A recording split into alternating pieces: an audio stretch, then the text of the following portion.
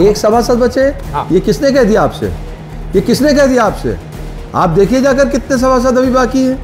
वो अभी अभी नए नए गए हैं ना, तो नया मुल्ला प्याजे प्याज चिल्लाता है। जिस पार्टी ने आपकी परवरिश की उसको जब आप गाली देते हैं तो आप अपनी माँ को गाली देते हैं। आपका शीर्ष नेतृत्व नहीं उतरता है मैदान में, तो आप कैसे कह रहे हैं शीर्ष नेतृत्व मैदान पे नहीं उतर रहा? मुझे हर कांग्रेसी वर्कर और नेता का आशीर्वाद प्राप्त है, जो कांग्रेसी है, जो बिकाऊ नहीं है, जो डरा हुआ नहीं है। 400 के बाद तो 420 होता है।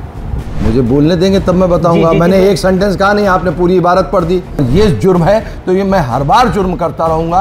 अगर ये अपराध है तो मैं बार बार अपराध करूंगा और मैं इस अपराध से बाज नहीं आऊंगा। मुझे ये जेल भेजना चाहते हैं, मैं खुलेआम घूम रहा हूँ। जिस दिन चाहे उसे जेल भेज दें, मैं जेल से भी चुनाव लड़ूंगा। मान लीजिए इंडिया अलायंस को बहुमत मिलता है, तो राहुल गांधी प्रधानमंत्री या प्रियंका गांधी? आप भी चाहते हैं कि मैं बलवाई बन जाऊं क्या? नहीं। मैं जो करूंगा गांधीवादी तरीके से करूंगा। कानपुर की सीट इंडिया अलायंस के पास जा रही है।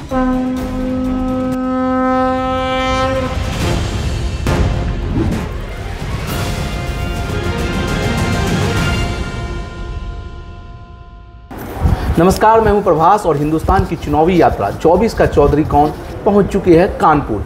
कानपुर में हमारे साथ हैं इंडिया अलायंस से कांग्रेस के उम्मीदवार आलोक मिश्रा जी। आलोक मिश्रा जी, आपके यहाँ चौथे चरण में चुनाव है, कैसा चल रहा है अभी तक का चुनाव का आपका प्रचार अभियान, और माहौल कैसा है आपकी लोकसभा क्षेत्र का? देखिए, हमें जो दिखाई दे रहा है, बेरोज़गारी और महंगाई बहुत बड़ा मुद्दा होने जा रहा है इस चुनाव में। गरीब अपना खर्च नहीं चला पा रहा है और बेरोज़गारी का ये आलम है कि नौजवान पेपर लीक से परेशान है। नौकरी तो मिलती नहीं, 500 का फॉर्म लेता है और वो भी बेकार हो जाता है। तो मुझे तो चुनाव बहुत अच्छा लग रहा है और अब की बार जनता ने मन बना लिया है।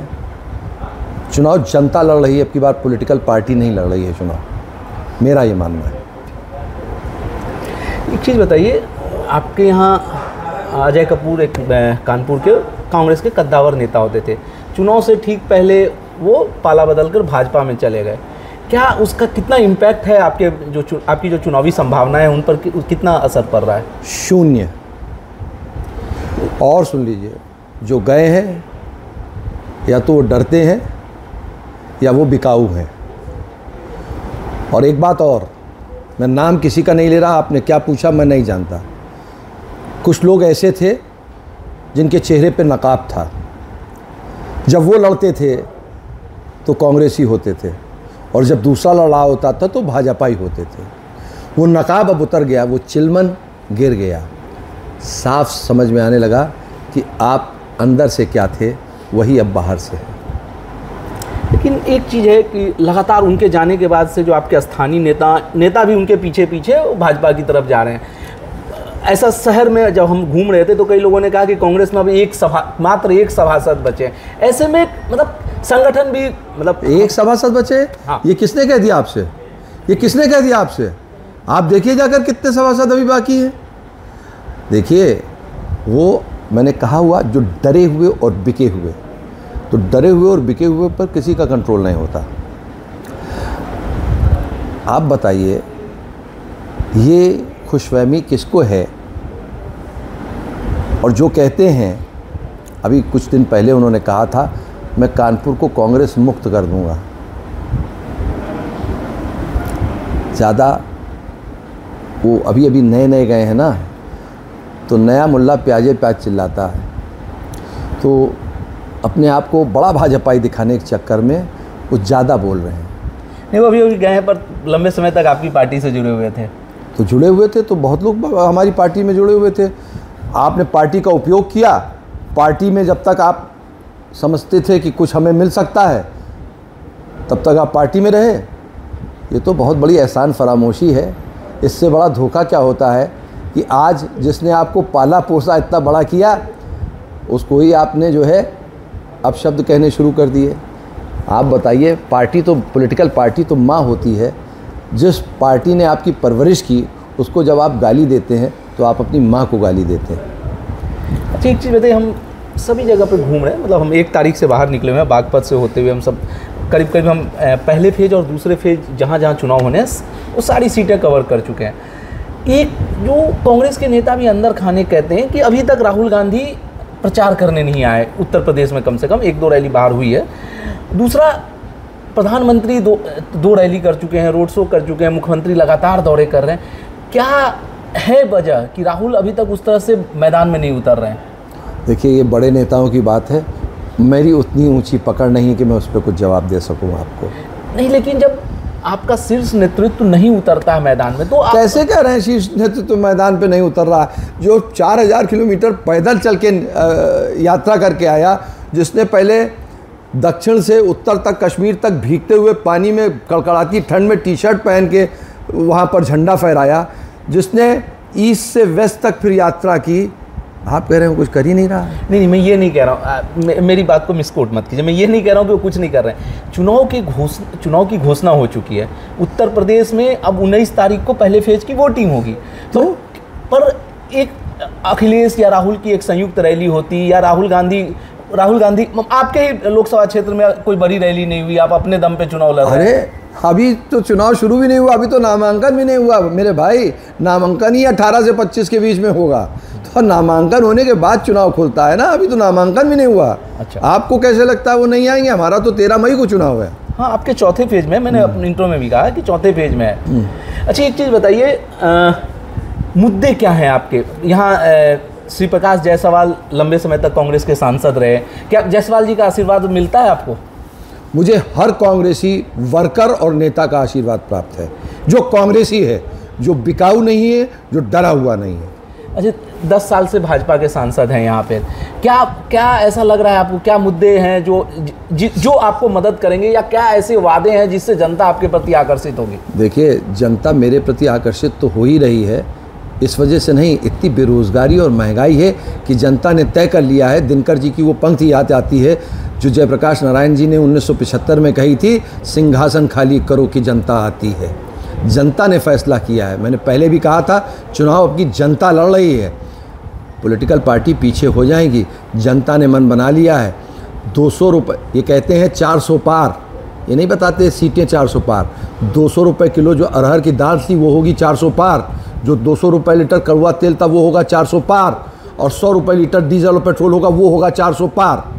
तो ये 400 पार का नारा, और आप देखिए ना, और 400 के बाद एक हल्की बात भी कह देते हैं, 400 के बाद तो 420 होता है। ठीक है, वो आपका अपना अंदाज है। एक कानपुर शहर से जो दोनों प्रमुख प्रत्याशी हैं, दोनों के एक वीडियो सोशल मीडिया पे वायरल है।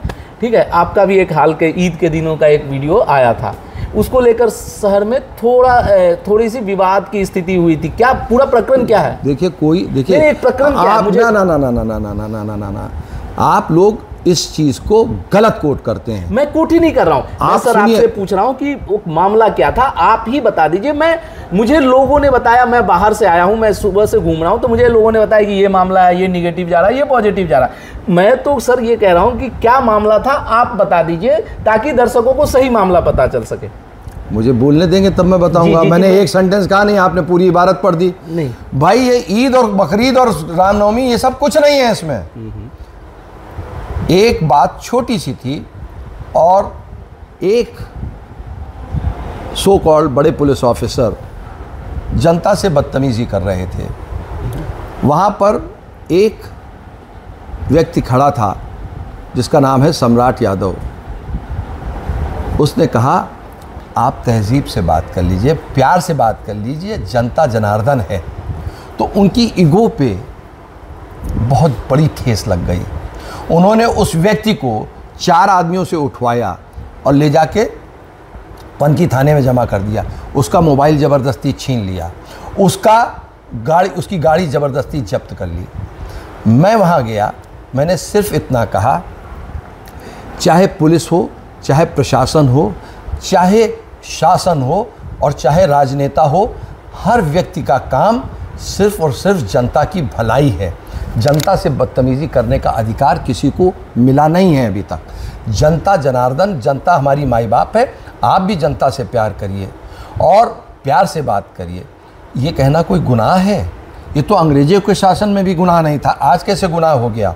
और मैंने वहाँ सिर्फ जाकर उनसे ये कहा, जो बड़े पुलिस अधिकारी बैठे हुए थे, कि मैंने कहा मैं किसी को रिहा कराने नहीं आया हूँ।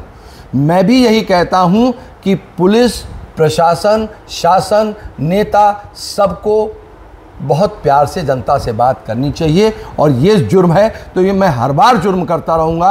अगर ये अपराध है तो मैं बार बार अपराध करूँगा और मैं इस अपराध से बाज नहीं आऊँगा। उसके बाद क्या होता है? कुछ नहीं होता। 3 दिन बाद अचानक एक FIR हो जाती है। FIR क्या होती है? हम गांधीवादी तरीके से बगैर किसी को कुछ कहे हुए अगर अपना प्रदर्शन कर रहे हैं तो वो क्या बलवा हो गया या वो क्या हो गया? उन्होंने कहा इन्होंने आचार संहिता का उल्लंघन किया। क्या उल्लंघन था? फिर अगर हम गलत थे तो आपने फिर सम्राट विकास यादव को उस समय छोड़ क्यों दिया? आपने उस समय सम्राट विकास यादव को छोड़ दिया और उसके बाद हमारे ऊपर एक आरोप पत्र दाखिल कर दिया। क्यों? क्योंकि उन्हें लगता है कि भाजपा का जो प्रत्याशी है वो बुरी तरह हार रहा है। तो मेरा मनोबल तोड़ने के लिए ये काम किया गया। वो ये नहीं जानते कि मैं छात्र राजनीति से आया हूँ। मेरा संघर्ष शुरुआत से आज तक है और अगर मुझे ये जेल भेजना चाहते हैं, मैं खुलेआम घूम रहा हूँ, जिस दिन चाहें उसे जेल भेज दें। मैं जेल से भी चुनाव लड़ूंगा। अगर वो समझते हैं मैं ये डर जाऊँ या भय खा जाऊँ तो ये संभव नहीं है। उसमें लोग जो रामनवमी को लेकर किसी नेता ने वहाँ शायद कोई विवादित बयान दिया था। जिस नेता ने जो कहा आप उससे पूछिए, मैंने अपनी बात कही। ये मेरा काम नहीं है कि कौन क्या कह रहा है। ठीक है सर, एक चीज़ बताइए, एक बहुत कांग्रेस में एक बहुत द्वंद्व जैसी स्थिति कई बार होती है कि राहुल गांधी या प्रियंका गांधी, क्या आप लोगों की क्या इच्छा रहती है कि कौन आप लोगों का नेतृत्व करे? अरे हमारा नेतृत्व तो खड़गे जी कर ही रहे हैं। नहीं, खड़गे जी राष्ट्रीय अध्यक्ष है। नहीं, और हम सब उनके नीचे हैं। उनके नीचे हमारे माननीय राहुल गांधी जी ही उनका तमाम सम्मान करते हैं, प्रियंका जी भी सम्मान करती हैं, सोनिया जी भी सम्मान करती हैं। तो ये प्रश्न आया कहाँ से? नहीं, अब चलिए मैं इसको दूसरे तरीके से पूछता हूँ सर। कांग्रेस में जैसे आप लोगों की क्या इच्छा रहती है? राहुल गांधी अगर मान लीजिए इंडिया अलायंस को बहुमत मिलता है तो राहुल गांधी प्रधानमंत्री या प्रियंका गांधी? आप इस अदने से सिपाही के लिए से पूछ रहे हैं। नहीं सर, मैं अदने से सिपाही से उसका सेनापति कौन होगा ये जानना चाह रहा हूं। अगर मतलब उसकी क्या इच्छा है? होगा नहीं वो मैं जानता हूं कि आप निर्णायक नहीं है। मेरी इच्छा यह है कि भारतीय जनता पार्टी की यह सरकार जिसने अघोषित आपातकाल लागू कर रखा है उस सरकार को जाना चाहिए। पर उस तरह से संघर्ष करते आप लोग नहीं दिखते हैं। जैसे अरे अभी तो हम थाने में से लौट के आए हैं, 3 दिन पहले आप कह रहे संघर्ष करते। क्या आप चाहते हैं, क्या मतलब आप भी चाहते हैं कि मैं बलवाई बन जाऊं क्या? नहीं, मैं जो करूंगा गांधीवादी तरीके से करूंगा। मैं कोई ऐसा कार्य नहीं करूंगा जो भारतीय संविधान के अंतर्गत गलत होगा। मैं कोई ऐसा कार्य नहीं करूंगा जो कानून के खिलाफ होगा। मैं कानून के दायरे में रहकर हर गांधीवादी तरीकों को इस्तेमाल करके अपना विरोध जाहिर करने से बाज नहीं आऊंगा। चलिए सर, ठीक है, बहुत अच्छी बात है।